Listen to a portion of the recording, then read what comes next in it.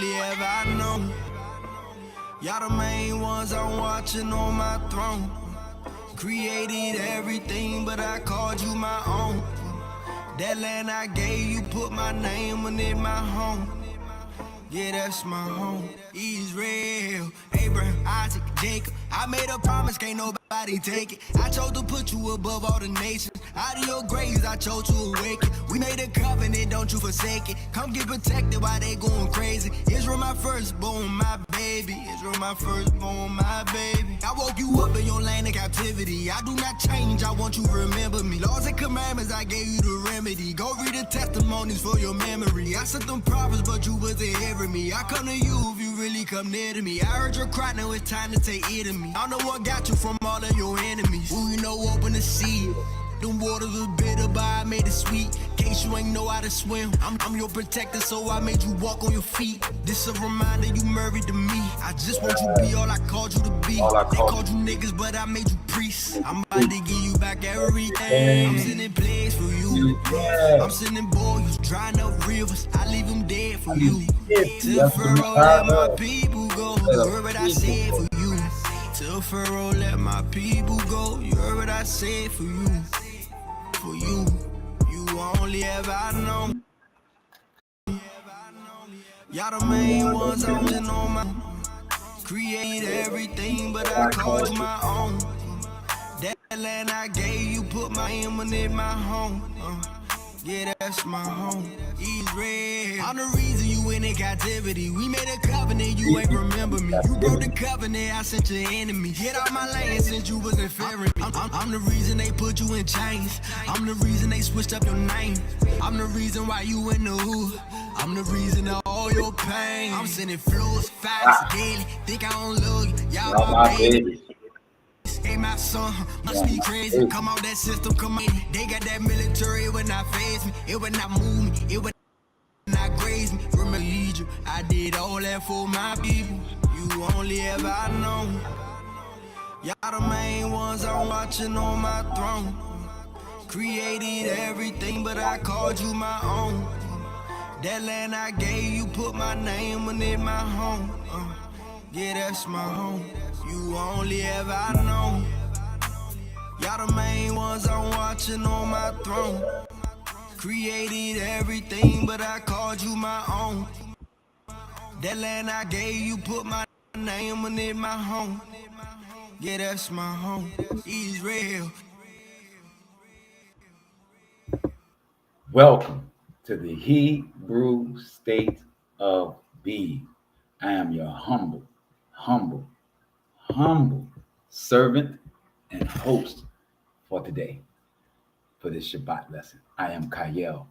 In the building, I got my rib, my butter pecan, my Miss Artist 28 art by Sharonda in the building, and my young Hebrew, Bella Song. Logan's in the building. And yes, we have a great lesson for you guys on this Shabbat, the Sabbath. Man, already it seems like yesterday we were here for our Sabbath show, and we did our Monday night show, which was What is a Hebrew? And that was what is covering. But we also know that was Monday night was the night before the election.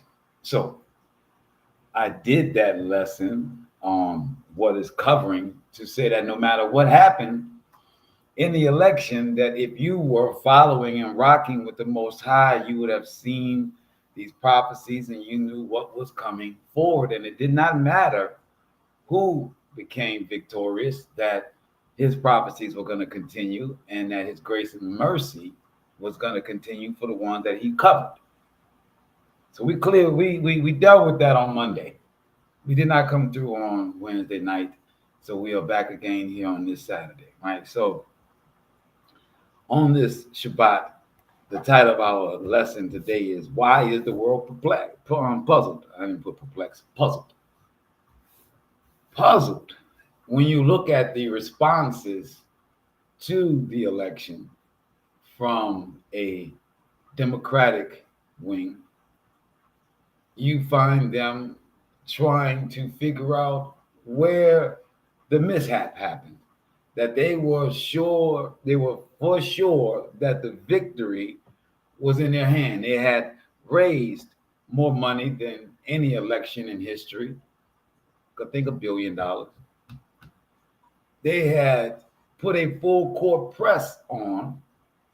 They had given her all the ethnicity she needed.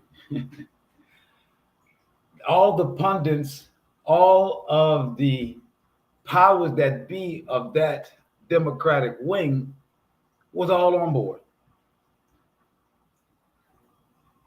The Republican wing, I see Brother Yuan is in the building. The other wing, the Republicans, they were quite upset. They believed that this was a travesty of justice, being the fact that in the last hour, you switched your candidates. You switched your candidates, right? You went from Biden to Kamala. So, without what they would call and what many would say, the people deciding that that's their representative for the Democrats. Nevertheless, it went through, right? And unfortunately, unfortunately for them, they did not fool or they did not convince the people that this is who they should have come out and voted for. The Republican wing felt as though vindication. They believe this is the greatest comeback ever known in political arenas. Being the fact that, yes, they so-called attempted his assassination on him, as they say. They brought him, they impeached him, they brought him to jail, they put him on charges. He's a felon. All these things they believe is part of this magnificent story of this great comeback that he has done by getting the 47th presidency.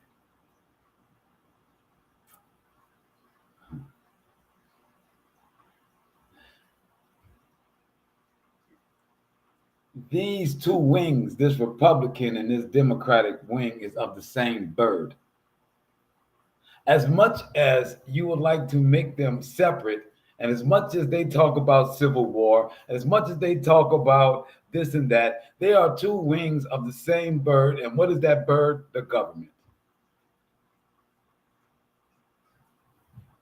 Our government, hours after the election, decided to shoot off missiles, their nuclear missiles, as a test, not armed with nuclear warheads, but just their missiles to test the distance that it would be able to reach their present-day enemies of Iran and Russia.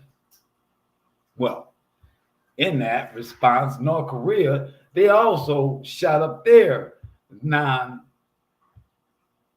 warheaded missiles as well to show their distance. And what do you know? So did Russia as well. See, this government, regardless of who's in control, could tell me who made the order for that. Was it Biden? Was it Kamala? It surely wasn't Trump. So who made the decision hours after the election, knowing that there's going to be a whole new group in that would decide to do a provocation? That's what they call that in the war rooms, provocation.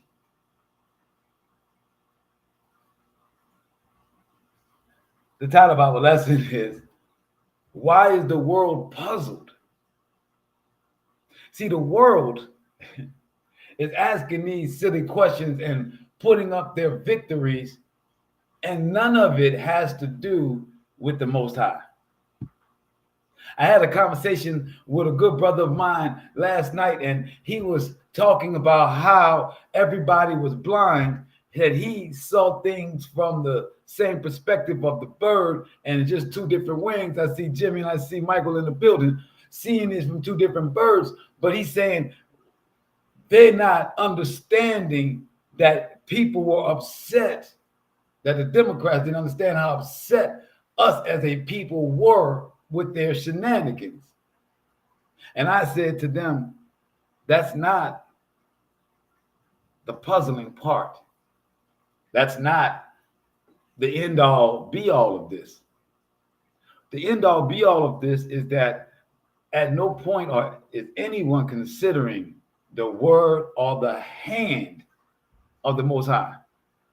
See, the Democrats are confused because they think that their hand that they put forward was a winning hand. The Republicans know that their hand was a winning hand. So neither are considering that the Most High put his hand over any of this. None of them can see that they may be pawns. Not that they are great, not that they are fantastic, but pawns. What is a pawn on a chessboard? Huh, Logan, do you know what's the position of a pawn on a chessboard? He said he does not. The pawn is the lowest on the chessboard. It is the most, and it is valued the least, meaning that there are more pawns on the chessboard than there are rooks, than there are queens, than there are kings, than there are the horses, the knights. There's a whole bunch of pawns, but the ones that got power, they're in groups and they're smaller numbered. There's only two of them. There's two rooks. There's two knights. There's two of the other one. I forgot what they call it. And then there's one queen and there's one king. All broken into twos except for the pawns. The pawns are as many as the royalty, but the royalty are broken in two.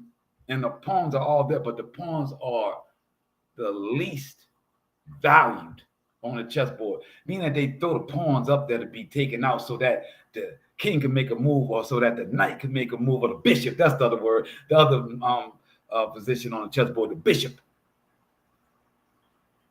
So that either one of those major players can make a move, they just put the pawns up to be taken out because they have no value.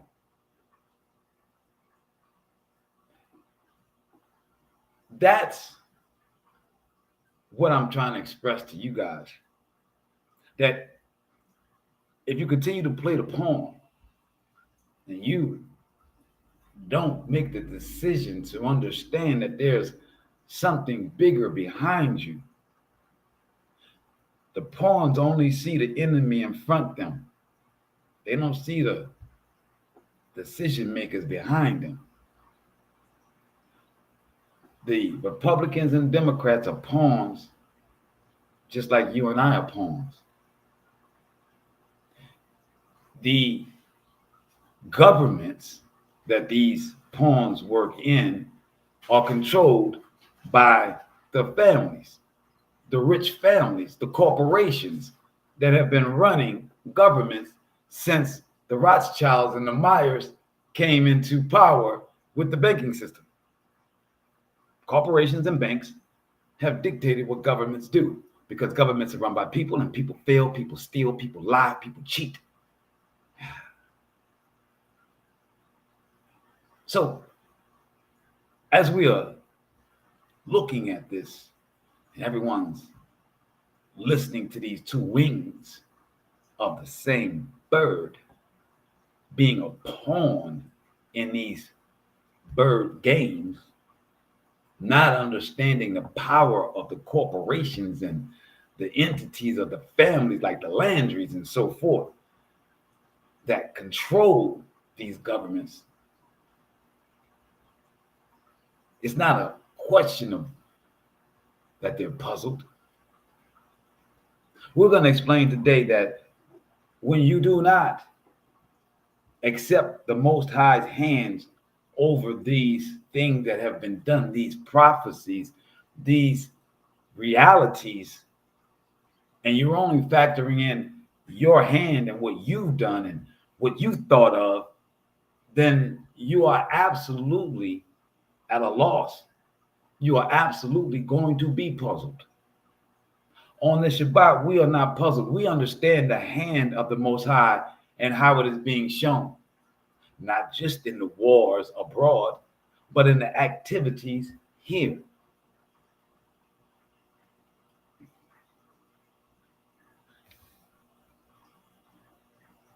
Mankind is going to be forever a pawn in a puzzle until they acknowledge the Most High and His hand in their life and in the world around them. We hear so much and we see so much iniquity around us and evil around us. And they told us that the devil is in control of this plane of this world. That we really forget that the Most High has control over all those things. We rarely acknowledge that our own actions can be the reason for our position.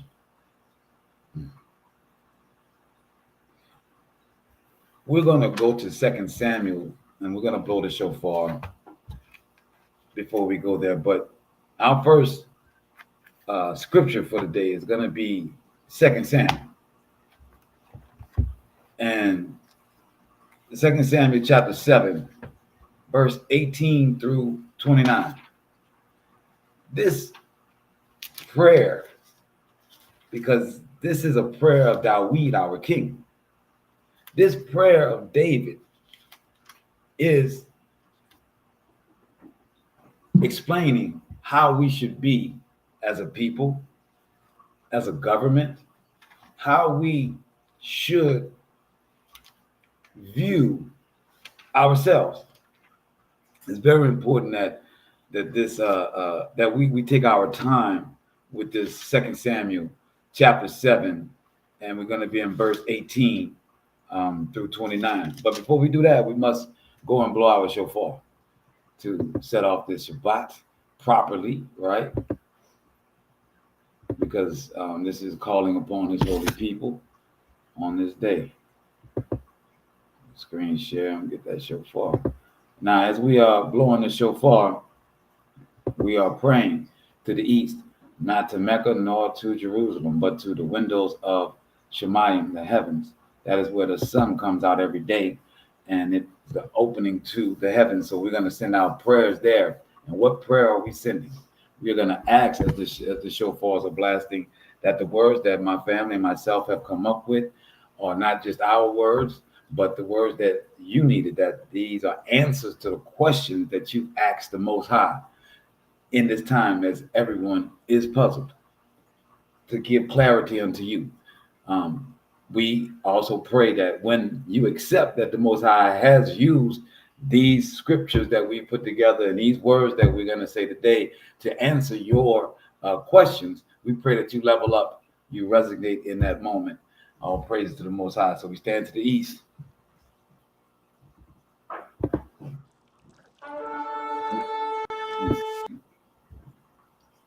I did cut that off. So.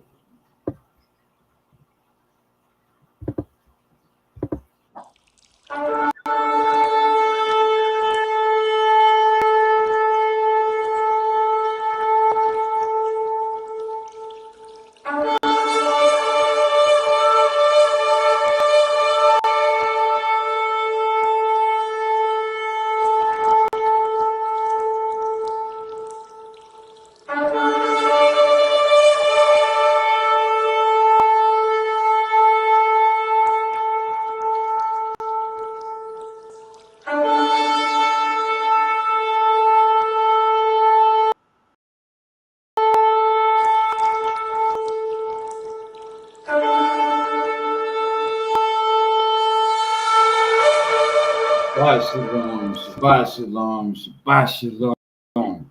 All praise unto the Most High. I see my cousin Michael's got that script up, so let us get to that script then, right?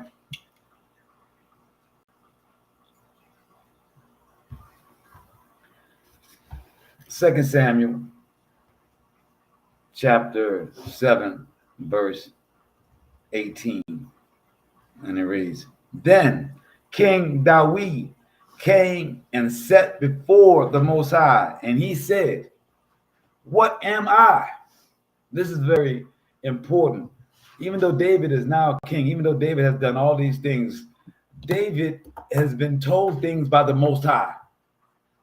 Just like the Most High is talking to you in this time. Just like the Most High is going to connect dots for you to understand what you must do in this new administration, in this new world order, in this reset. This is the same way that David is talking. You should be praying unto the Most High the same. It says here, David says, "What am I, O Shaddai? And what is my family that you have brought me from thus far?" That you have brought me thus far. Now, like I said, he's become a king. His name is now synonymous. He is the King of Kings for us, right? So David is like, I am nothing. He says, I'm a mere man. He says, yet even this, O Shaddai, has seemed too little to you. For you have spoken of your servant's house also for the future. So David is saying, now even for you, as much as big as I think this is a little thing for you. Though I think this is major to make me king over your 12 tribes, to be victorious over Goliath, to do all these things. And he says, verse 8, may that be the law for the people. Again, it says, this was little to you, for you have spoken of your servant's house, also for the future. May that be the law for the people. O Shaddai, what more can David say to you? You know your servant. O Most High, for your word's sake and of your own accord and for your own accord, you have wrought this great thing and made it known to your servant. So David is saying to the Most High that you told me that you were going to do this thing of making me a king. You spoke of my house and the future. Remember, Samuel picked David out of a room. He had older brothers. So when David is having this conversation, it's like, I've been told this was going to happen by you, but you still did it. Like he's still in amazement, as he should be. He says, you have wrought this great thing and made it known to your servant. You are great indeed, O Shaddai. There is none like you, and there is no other Shaddai or God but you, as we have always heard. And who is like your people, Yasharallah, a unique nation on earth, whom the Most High went and redeemed as his people. As we are praying our prayers and as we are concerned about what is going to happen with the new policies of this new administration, we should remember that the Most High loves us and that we are a unique nation unto him, that he knows that he has scattered us, that he's clear. So I don't have a lot of concerns about what is going to be done in the future 4 years. What I am clear on is going to be uncomfortable for many. But for his children, there is covering through these 4 years, just like there was covering through his first 4 years. Just like they've been covering for his children for the last 300 to 400 years of this captivity that we're in. Maybe y'all forgot that we were enslaved here and beaten here. Maybe you've forgotten.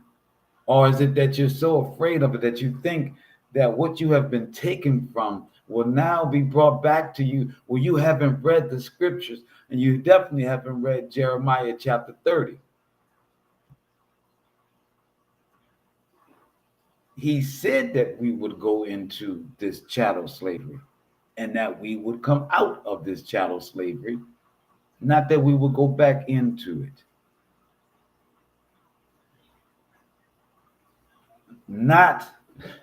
I'm not puzzled by what's going to happen. You should not be puzzled because he says, you are great indeed, O Shaddai. There is none like you, and there is no other God but you, as we have always heard. Verse 23, and who is like your people, Yasharallah, a unique nation on earth, whom the Most High went and redeemed as his people, winning renown for himself and doing great and marvelous deeds for them.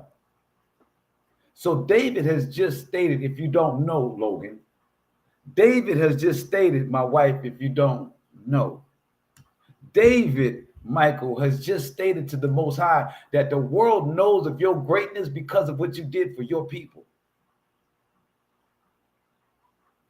That the world is imposters trying to be called Yasharallah because of what you did for your people. I want you guys to know they have never been what was done for us being brought out of Egypt, for the now being split, that there will be no other people wanting to claim us. There will be no people trying to say that their God was our Shaddai. There would not be a pope. There would not be Christianity if it was not for what we had done. There would be no Christians. So David is saying unto the Most High that people want to be you. They know of your glory because of what you did for your people. So when I tell you that you should not be puzzled because you are afraid of this orange person, or if you were even concerned about this Babylon, this whore of Babylon and Kamala, neither one matters. Maybe I'm just too excited about knowing my creator and knowing what he said that I don't have these puzzled thoughts. See, there would be no people trying to be any of the things they're trying to be today if it was not us. If we had not gone through what we had not gone through, if the Most High had not made his hand come to free us, not because there was somebody that died for us. Many of our people died for us. Nobody came back from the dead. Nobody came back from the dead. Nobody came back from the dead. Nobody has come back from the dead and walked on this earth.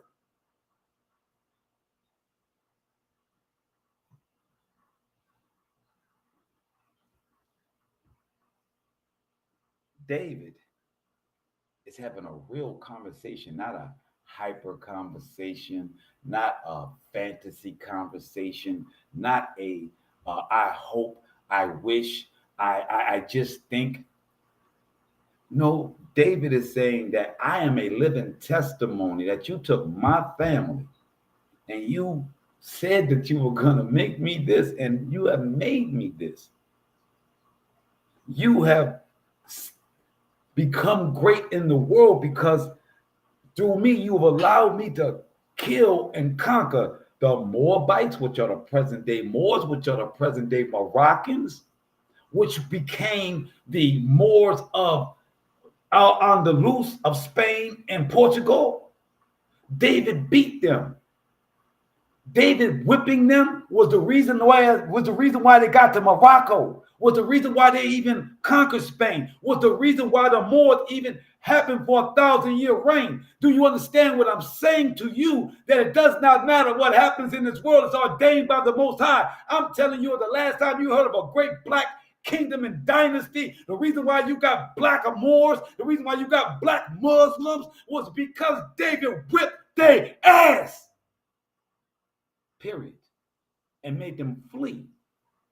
Their land was called Moabite. They were in Jerusalem. David beat them. They ran to Morocco, created their kingdom, and ruled for 1,000 years until the Christians overtook them. So when David is saying that the world knows of your glory because of what you've done to me and my peoples, your 12 tribes. I don't know if y'all understand that. I don't. So, what you concerned about? If you know that the glory of everybody calling upon something God, something supernatural, even the demons, even the Satanists, even the Wiccas and all of them silly people, all of these things were defeated by the Creator of Yasharallah, by the Most High. So much so that they all hate him or they're all trying to be him. Do you get it?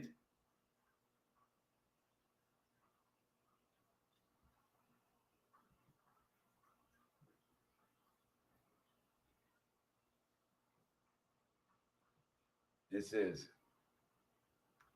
the Most High who went and redeemed his people, winning renown for himself and doing great and marvelous deeds for them and for your land, driving out nations and their gods before your people, driving out nations and their gods before your people. See, when we went into the Moabite land, when we went into Jerusalem, or excuse me, Canaanites at the time, we went into Canaan, into the Ammonites, into the Moabites, we went into, they all had gods. And they called upon their gods, just like United States called upon Jesus to go and fight. They called upon their gods, and the Most High defeated all of them. Their gods was Sargon, their gods was Yahweh, and their gods was El. All three. Oh yeah, I'm on the wall, Pat. Wow, I see you there, my brother. Those were their three gods that were there. When the Greeks came in, they loved it. So they took El and called him Helios, and they gave you their Greek god in their religion called Hellenistic.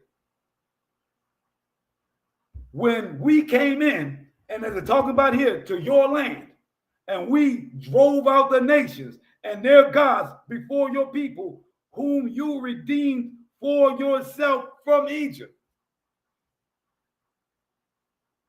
So it took us out of bondage of Egypt, and we went straight into war.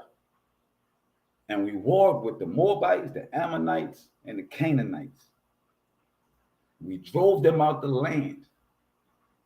The Moabites became the Moors and had 1,000-year reign from Morocco to Grenada, all the way up to France, known as the Blackamoors of Europe. Verse 24, you have established your people, Yasharallah, as your very own people forever, and you, O Shaddai, have become their creator. Verse 25, and now, O Shaddai, fulfill your promise to your servant and his house forever. We are part of the house of David, just like there's a house of Bourbon, just like there's a house of Burgundy, house of London, house of York, house of d'Orleans. You didn't know about the house of d'Orleans, did y'all? Shout out to my boy Chatupa.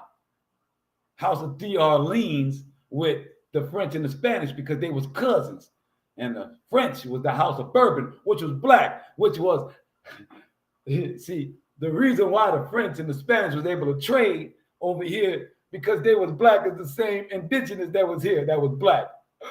Y'all didn't know that the Sun King, the Sun King Louis XIV, you know, y'all got all y'all liquor from. That's why it's brown. They had a cookie too that was real famous. It was brown, the House of Bourbon. That king was that was your royal family, the Bourbon House, the blacks that ruled France before the France revolt, the Revolutionary War in France in 1776. See, Louis XIV got killed in the 1715, 50 years before the revolution, and then white supremacy was ushered in. Then right after they did the revolt in France, then you had the revolution here in America. practices that came from it. Yep, Most High has some strong. Yes, thank you, my brother. So, no, the Hebrews, the ones that went left, that liked what the Moors was doing, liked how the Moors was getting money, liked how the money was getting from all these other gods, right? Or they were just sacrificing their children and shit. Yeah. For money. Hebrews, see, we were punished because we had to toil the land. We had to get it out the mud because of what we had done. And a lot of them didn't like that. So they started worshiping El. They started worshiping Yahweh. That's why you get so many of them to this day up here talking about Yahweh is their God. Yahweh ain't no Hebrew God, man. Is you crazy? Is you crazy? Yahweh ain't no Hebrew. He ain't nowhere in the scriptures. They put it in here. That's right. The Caucasians put Yahweh in here. We never had that. Never. We never had El as our God either. Ever. That was from Assyrians. That wasn't ours. So when we kicked them out, we had some Hebrews, like we got today, that say, Massa has some good things over there. I want to go and eat off a Massa table, I like them pink toes, or, any one of those things, you know what I mean? I like the drugs that they use over there. Or I like the freedom of speech that they have over there. I like the fact that I ain't got to rock with the 10 Commandments when I'm over there. Whatever the reason was, we had many Hebrews that decided to roll over there. Especially the pink toes. They love the Moabite women. The Hebrews had love for the Moabite women. So much so that was part of our issue that with Solomon let a woman, he had so many wives that were not Hebrew wives that he started worshiping their gods. Oh yeah, a woman can put it on the mantle where he started worshiping anything. What'd you say, baby? Pink toes, white girls. What color your toes, babe? Brown, right? What color white women toes be? Pink. Yeah, that's the whole thing in the country. I'm surprised you didn't know that. You come from the country. Yeah. So when you say that the Most High is not involved in every aspect, that you can't see what he's done for us all the way through time, for you to be puzzled, that means that you're only concerned about what you're only concerned about what man says. You're only thinking about what man is saying, and you're trying to figure out or analyze the words of man. When the Most High has told you where he stands and what he wants of you and how you're going to be covered. And it says, we're coming to the end of this because we're going to verse 29. We're in 2 Samuel chapter 7. We're on verse 25. And it says, and now, O Most High, fulfill your promise to your servant in his house forever, and do as you have promised, and may your name be glorified forever, in that men will say, the Most High of hosts. The Most High of hosts is the God of Yasharallah. And many, and say, and may the house of your servant Dawid be established before you. So what are we a part of? The house of David, the house of Dawid. That's what we are a part of. That's the body of us. And it says, verse 27, because you, O Shaddai of hosts, Most High of Yasharallah, have revealed to your servant that you will build a house for him. Your servant has ventured to offer this prayer to you. And now, O Most High, you are the Most High of your words will surely come true. And you have made this gracious promise to your servant. Be pleased, therefore, to bless your servant's house, that it abide before you forever. So David is saying, Most High, you have told me that you're going to give me my own house. And all my people under my house are going to prosper. He's saying, well, Most High, I thank you for telling me that you're going to make me great enough to have my own house. Oops. To have my own house. Thank you. But I'm now going to ask that house never leaves you. David said, I appreciate, I thank you so much for telling me the prophecy of the future, that you're going to give me my own house, my people, that we're going to understand that this is where we rock. I pray that house never leaves you, that it stays with you forever. So I wore this shirt today because of our title, Why is the World So Puzzled? So blocks of these puzzles here, these different sizes. We have to fit ourselves into these words. We have to know that we are the piece to the puzzle of these words.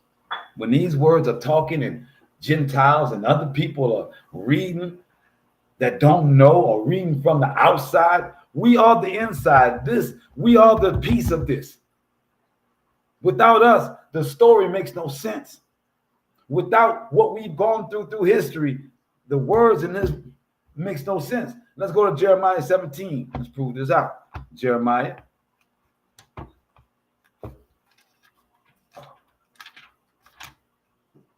17, verse 5. Jeremiah chapter 17, verse 5.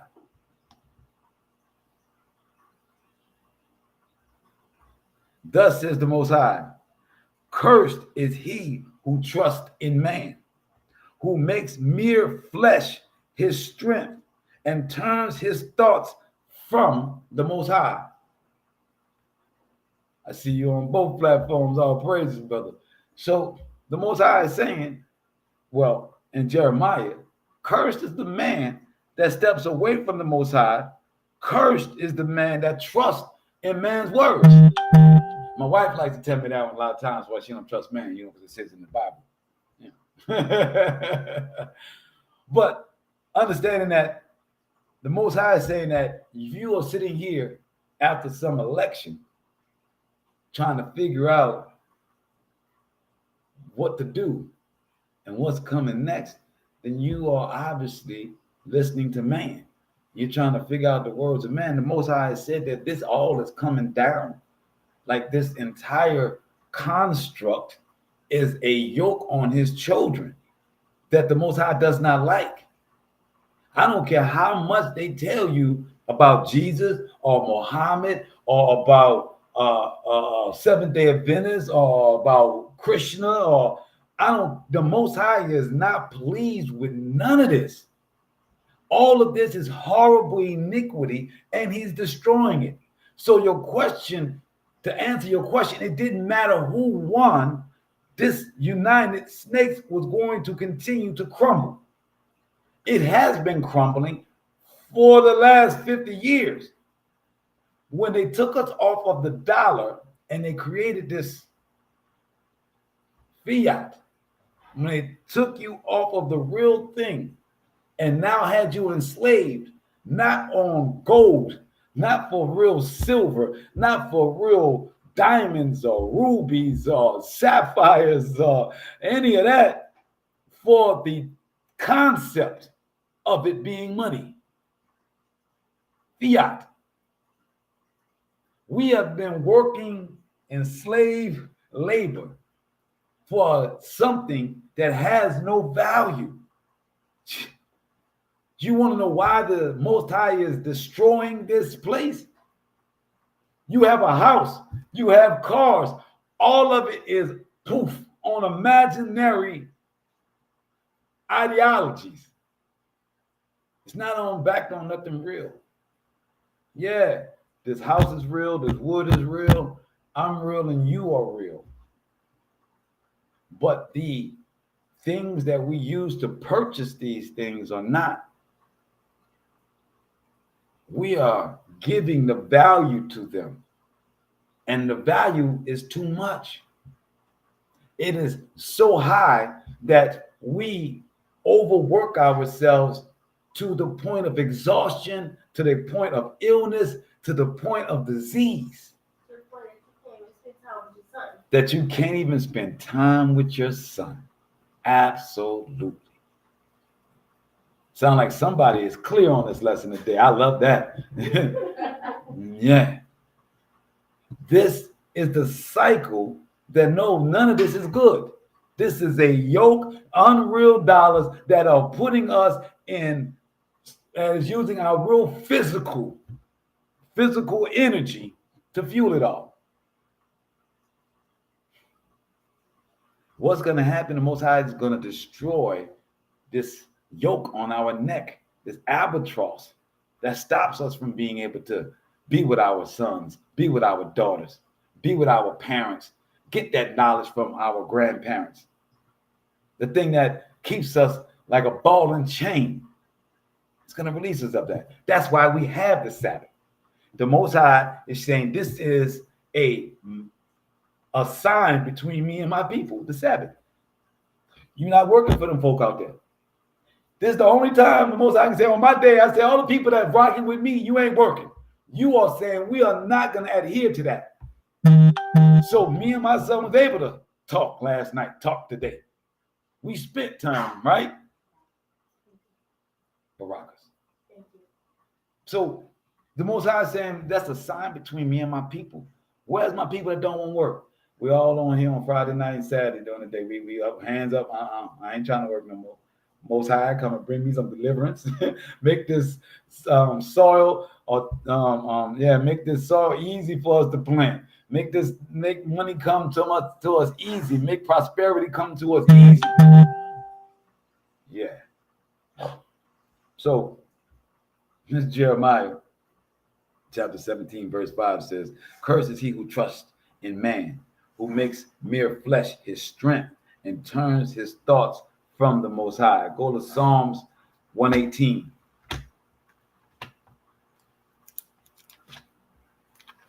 Psalms 118, verse 8 through 9. Psalms 118, verses 8 through 9, and it reads, verse 8, "It is better to take refuge in the Most High than to trust in mortals. It is better to take refuge in the Most High than to trust in the great." Verse 10, "All nations have beset me." That's what I said. The Most High is not happy with none of these nations because he's not at the forefront of these nations. He loved David because David made him the forefront of the nation. David prayed that the nation, us, his house, us, would never leave him. That's not what the rest of the nations do. So the Most High says, all nations have beset me. By the name of the Most High, I will surely cut them down. So you call the Most High a liar now. I see Nicole in the building. So the Most High says he's going to cut them down. So we should not be puzzled, right? When they ask what's going to happen in the next 4 years. Well, the Most High says right here, by the name of Shaddai, I will surely cut them down. So this nation's going to be cut down. I don't care what they tell you on the news. I don't care what flim flam, what parade they give you. I don't care. This nation is headed in a downward spiral. So says the Most High. Verse 11, he said, "They beset me and surround me.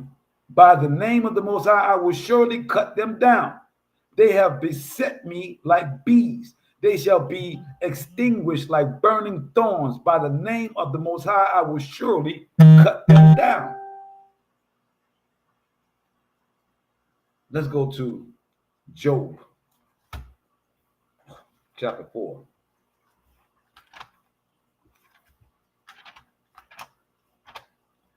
Job chapter 4, verse 17. We're going to read 17 through 21. Job chapter 4, verse 17, it says, "Can mortals be acquitted by the Most High?" What does acquitted mean? Forgiven. "Can man be cleared by his maker? If he cannot trust his own servants and cast reproach on his angels, how much less those who dwell in the house of clay?" Oh, that's powerful. I don't know if y'all understand. It says so Job is saying, you know how what Job went through, right? He's saying that Can the Most High forgive his servants? Can your maker clear you? Yes, absolutely, of all your transgressions, right? But he says, but he cannot trust his own servants. Ain't that cold? Think about that. It's like being a parent, right? Your child is going to make mistakes. It's not that they don't love you, but they can clearly going to continue to go against what you've asked them to do. And every time we're going to punish them, but we're going to forgive them, right? We're not kicking our children out the houses, right? We're not putting our children in jail as much as this world would like that. We wouldn't do anything as stupid as that, right? But when the world took the man out the house and the boys got too big for the mamas and the boys weren't being raised by men, they're being raised by their phone or by their laptop. They're being raised by men on the street that don't have any backbone, that don't have any morals or values, that have fully succumbed to the world. So now you got a little boy that's big enough to be a man that has no respect for his mom. So now the mom does the job for the government, calls the agency to come and get that child out the house because she's scared for her life. Because that child got no direction. That boy got no understanding of right from wrong. Got no humility and surely has no reverence for his maker, his mother, or his father, or the Most High. So, and it says, even though we are the same as those children to the Most High, he does and continues to forgive us. And we, some idiot like, think that we got away with something. You know what I'm saying? It's not a count that the Most High forgave us. We think we got away with it. Like he didn't see. You know what I'm saying? Like really. It's a mess. See Marcus in the building. I'll tell Cheryl, I said Shabbat Shalom as well, man. All blessings on your family and your home. And it says, verse 18, if he cannot trust his own servant and cast reproach on his angels, how much less those who dwell in the house of clay, whose origin is dust, who are crushed like a moth, shattered between daybreak and evening, perishing forever unnoticed. Woo! Like talking about, if you didn't catch it, he's talking about us, right? Like he's saying that his angels is heavenly like him, that the angels are supernatural. They're of not flesh. He's making a distinction. Job is saying, look, angels are really the children of the Most High. We are a creation, right? We just a creation. Even though he has called us his children, truly the Most High's children is his angels. The ones y'all call on as gods and demigods and whatnot. All the ones that y'all got your mind lost on, that's his children. That's truly the Most High's children. So Job is explaining that even though he's got reproach, he's got punishment for his children, he still has forgiveness for us that are dust, that really, on the grand scale of things, really don't have a whole lot. Except for the spirit that he put in us, which is going to come back to him anyway. Don't be puzzled at what's going on or what's going to happen in the future. There's going to be us that's going to continue to be in that house of clay that's covered. There's going to be those that's going to run out in the world that's going to be destroyed with the wickedness. The world is going to wickedness. It is led by wickedness. The Most High has given you the perfect example of the 47th president. Wickedness. What more you need? As a signal, as a sign. But see, most of y'all really ain't caring about that. All you care about is your house, your money, and being able to party on Friday night. Most of y'all don't even really care about the truth of it all. You just really concerned somebody gonna try and put you in slavery. You don't care about your creator. You don't care about your relationship with something supernatural. You don't care about going past these Caucasians or this government. You've already given up.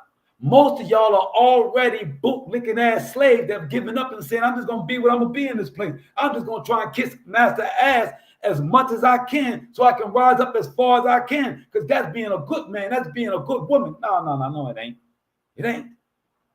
Standing up taking your children out of this world, having a Shabbat, having them understand the difference between good and evil, making sure that your household knows what the real is and not fall into this world. You got a lot to do in this time. You've got a lot of responsibilities to not just follow the world. Nah, you can't bust a gun in this fight that's going to change a damn thing. That's not what the Most High asked you to do. Yes, the signs of the times will mess with your minds. Absolutely, brother. The Most High is saying you can't bust a big enough gun to stop the fighting in Ukraine and in Russia. You can't stop my Armageddon of happening in Megiddo. You can't. Armageddon is not even a real word. They just created that out of Megiddo. Armageddon is a place called Megiddo where he's going to bring down these factions that call themselves kings that are being run by the children that fell from him, his children.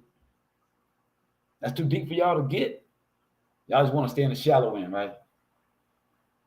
Y'all just want to know that it's good or bad, right? Can I eat it or can I not eat it? You don't care about somebody trying to grow plants to kill you. You don't care about that. You just want to know, can I eat it or can I not?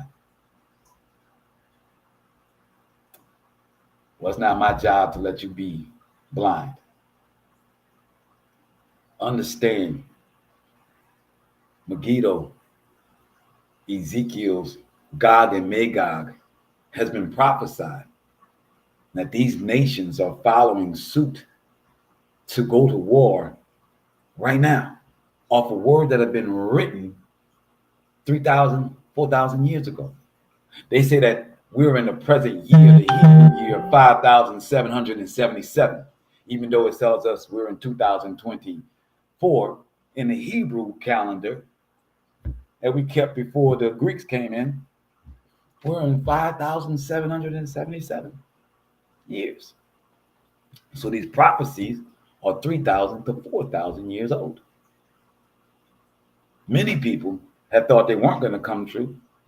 Many over these thousands of years have chalked it up and said, I'm just going to do whatever I choose to do because things ain't happening as fast as I thought.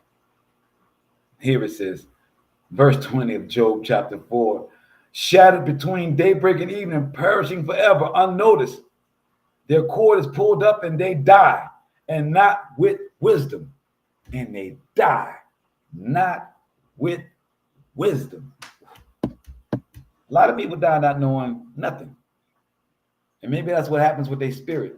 Nothing. Well, if you're puzzled, that means you got a question. So we're giving you the answer. If you're not puzzled, you're even worse, you're a zombie. So I'm not condemning the people that are puzzled in this hour. I'm saying you should not be if you follow these words, if you understand what the Most High is doing. Let's go to Proverbs chapter 16, verse 9. Oh, I'm sorry. Another Job. Job chapter 5, excuse me. I got Job 5. I'm going to go through this one quick. Job 5, and we're going verse 1. Job chapter 5. It was a continuation, right? And it says, from them saying, and they died, and not with wisdom. So it's saying, call now. Will anyone answer you? To whom among the holy beings will you turn? It's saying one of these gods that you think that you calling upon will turn. Vexations kills the fool. Passion slays the simpleton. I myself saw a fool who had struck roots. Impulsively, I cursed his home. What does he mean by struck roots? He saw somebody trying to do voodoo, trying to do roots therapy. He said, impulsively, I cursed his home. So Job thought that these people that was doing roots was doing something evil at the time. He said, impulsively, I cursed his home. May his children be far from success. May they be oppressed in the gate with none to deliver them. May the hungry devour his harvest, carrying it off in baskets. May the thirsty swallow their wealth. Oh, he went in deep, right? Evil does not grow out of the soil. is what he's saying. He said, even though they're cutting them roots, I see we about to Mardi Gras, and Brother Gabal, check me out on, they cut us off, but check me out on YouTube under Hebrew State of Being. Verse 6, it says, evil does not grow out of the soil, nor does mischief spring from the ground. For man is born to do mischief, just as sparks fly upward. So Job is saying, I was cursing the roots in the man. The roots don't do nothing. The roots aren't evil. Just because voodoo and voodoo uses roots to do evil things, it doesn't make the things that they're using evil. I told that to people many, many times. There's no such thing as black magic or white magic. It's just magic. You decide if it's dark or it's white, if it's dark or it's to bring light. Meaning that, is it evil or is it good? Are you good or evil? It's a question about your heart. Magic is not a question about what it does. It's a question of, what do you want it for? Why do you want to talk the supernatural? Why do you want the ability to be in a supernatural realm? To do what? Is it righteous, what you want to do, or is it evil? Is it selfish? Is it narcissistic? Is it for self-gratification?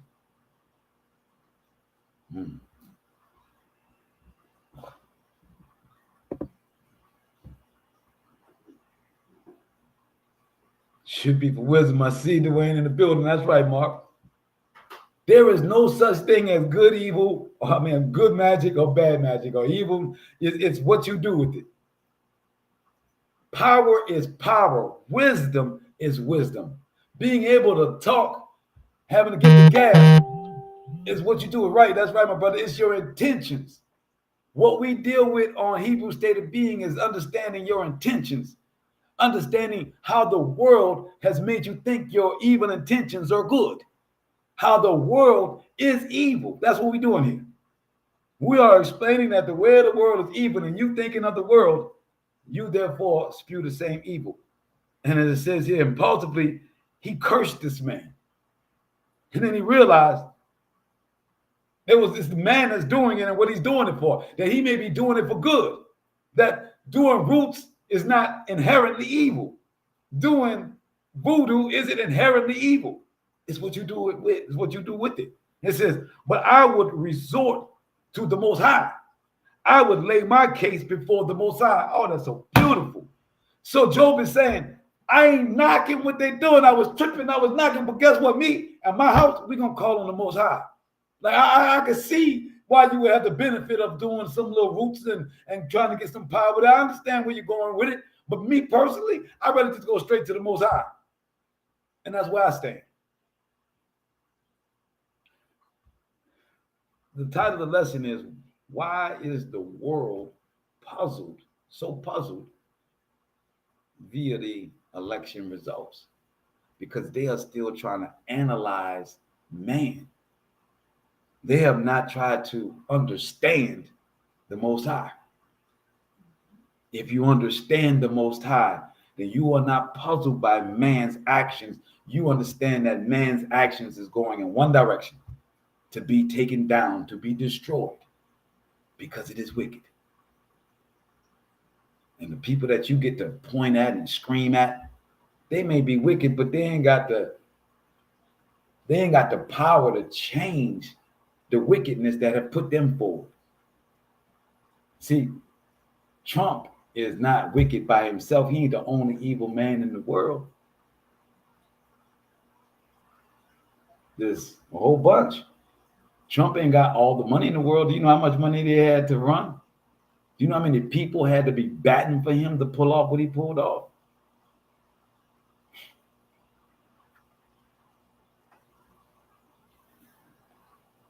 There is a mindset. Our house of David has a mindset. Our mindset is the Most High and resorting unto the Most High. Other world mindsets are their fallen angels, their own strength, their own gift of gab, their own ability to kill. But their intentions are not to consider the Most High. And it says here, verse 8, but I would resort to the Most High. I would lay my case before the Most High, who performs great deeds which cannot be fathomed, wondrous things without number, who gives rain to the earth and sends water over fields, who raises the lowly up high, so that the dejected are secure in victory. See, I don't have to wonder what the world is doing. I'm dejected. The Most High's got victory for me. I know this. Verse 12, who thwarts the design of the crafty. I don't care what the one bird, the wing of the is doing, or the other wing of the bird is doing. Whether it's Democrat or Republican, I don't care about the designs of the crafty, so that their hands cannot gain success. Verse 13, who traps the clever in their own wiles. The plans of the crafty go awry. That's what the Most High does for us. When you are following him, it doesn't matter how crafty they come with their stories, with their game plans, with their schemes. He's going to make it go awry when it comes to you. Keep that view on the Most High. Let's go to Proverbs 16 now. Proverbs 16, verse 9.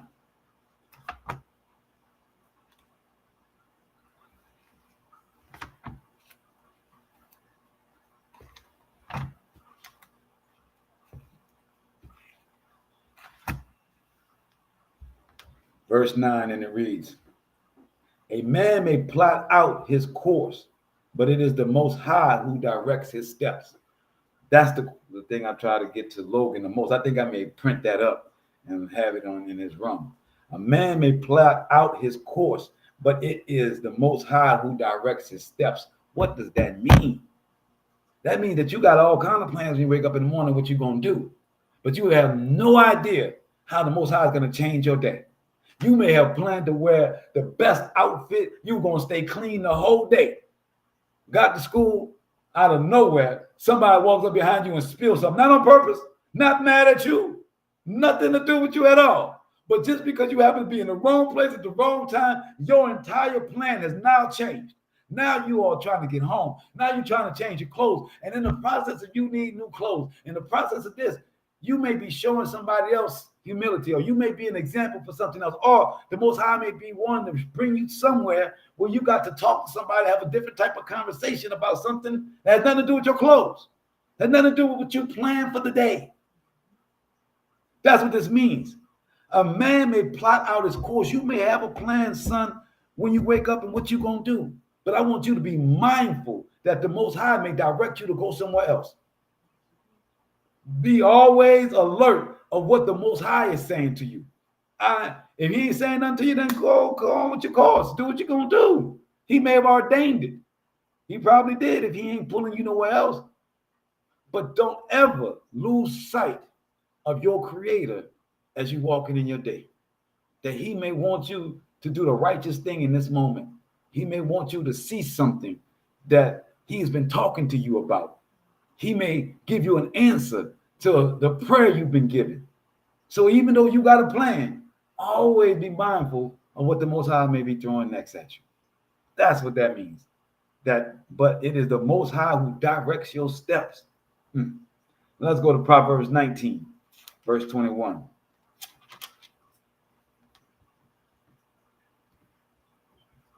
Many designs are in a man's mind, but it is the Most High's plans that are accomplished. That's just doubling down, obviously, on verse 16:9. We're in 19:21. It's repeating the same thing, but what he's saying that you may folly and toil around, but the things that the Most High wants you to accomplish, you're going to find it in your spirit to do. You're going to be like, damn, I have more energy to knock this out than I thought. Oh, really, this is kind of coming to me a little easier than I thought it would. That's because that's what the Most High wanted you to accomplish. And you should look at the things that you accomplish as the things that the Most High wants you to do. Because it could be a path for you. He could be showing you that, hey, look, you see how you accomplish this, how you put this together? This might be where I want you to go. You may have to do that later in life. I may want you to perfect this craft, this skill set that I've just shown you that you have. Yes, sir. Let's go to, I got to pull out this other book. This was so good. I had to pull out the Apocrypha. the Sefer rather, and go pull out James. I'm gonna pull out old James. He had to dust it off. I don't go into the New Testament. Y'all know. So we go into James. Feel weird when you do it? Yeah, it feel weird. Laughing? Say what? That's why you laugh? Yep, that's exactly why I'm laughing. But like I tell people all the time, the stuff that's good in the New Testament is repeated from the Old Testament. So we've been in the Old Testament the whole time. James just happened to says a precept that really works with it. So James chapter 4, verse 13 to 15. And he says, I went the wrong way. Verse 13, chapter 4 of James, or Jacob was his name. Is any among you afflicted?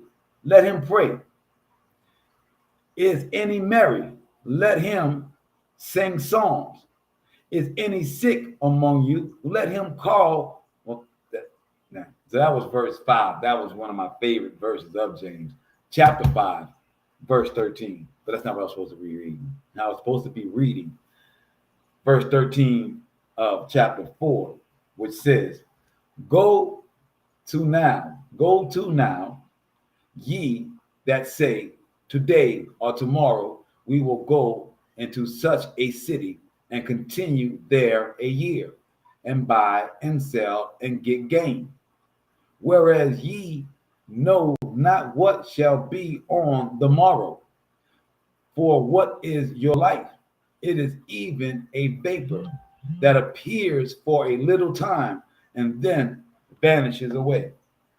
So James is saying that many times he's heard people say that they're going to go to this town for a year and set up shop and start selling this and doing that. And James says, you don't know what the Most High has for you. Your feet and your direction may change. Your fate will change. That instead you should say, if it's the Most High's will, then I will do such and such, and I will do such and such, because your life is but a vanishing thing. You can die tomorrow. You can die tonight in your sleep. Be mindful of the Most High in all things that you do, and you will not be puzzled as the majority people are. Let's go to Psalms 32. We're almost out of here. This is my last one, and then we got Logan's verse for the day. So Psalms 32.